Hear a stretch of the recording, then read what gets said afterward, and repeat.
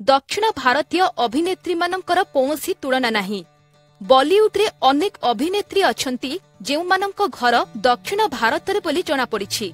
Hindi cinema रे निज भाग्य परीक्षा करबाकू चाहि सेमाने सफलतार शीर्ष रे पहुंचिछंती। 80 दशकर लोकप्रिय अभिनेत्री रेखा तांक अभिनय जादुरे दर्शकंकु बांधी रखिबारे केते सफल ताहा कहिबा जरूरी नुहे।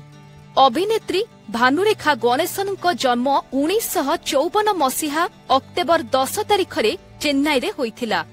बॉलीवुड रे दक्षता प्रदर्शन करी 1982 मसीहा रे से जातीय पुरस्कार और 2010 मसीहा रे तांकु पद्मश्री मिलिछि।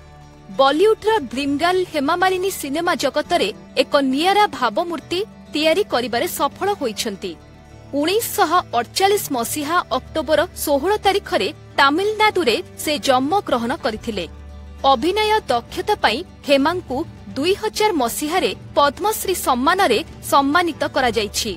1994 मसीहा रे विश्व सुंदरी मुकुट पिंधि भारत पाई गौरव आनिथिबा असूजिया राय बच्चन पाखापाखी 50टी सिनेमा रे अभिनय करी दर्शकंक मन जीति पाइछंती।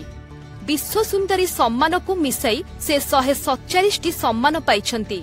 1973 मसीहा नवेम्बर 1 तारिख रे कर्णाटकर मेंगालुरु रे से जन्म ग्रहण करथिले।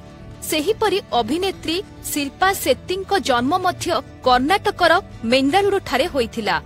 1975 मसीहा जून 6 तारिख रे जन्मलाभ करिथिबा शिल्पा निजर अभिनय दक्षता पाई फिल्म फेयर और आईफा समेत विभिन्न सम्मान रे सम्मानित होइछंती।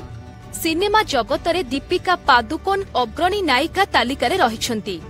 1986 मसीहा जनवरी 5 तारिख रे डेनमार्क रे जन्म होइथिबा दीपिका निजर पिलादिन कर्णाटकर बेंगालुरु रे काटिछंती।